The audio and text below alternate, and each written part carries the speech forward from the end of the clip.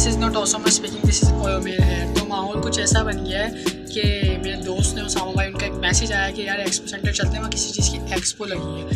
तो मैंने बोला चलो, पहले तो बैठे हैं। फिर मैं रेडी होने के लिए वॉशरूम गया, शैम्पू किया। फिर जैसे मैं शैम्पू के बाहर आया और लाइट चली। इधर लाइट जाती नहीं है, लेकिन फिर भी पहला व्लॉग ख़राब करना था, लाइट तो कर दिया। लाइट जा चुकी है और मैं ड्राइव नहीं कर सकता, तो हमारा सीन कैंसिल हो गया।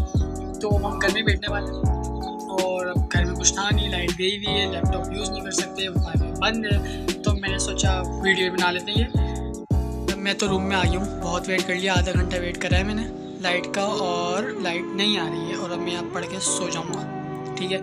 मतलब पहला व्लॉग अब नहीं आने वाला, ठीक है। आज मेरे पहला व्लॉग शूट करना था और लाइट ने बजा दिए पहले व्लॉग की।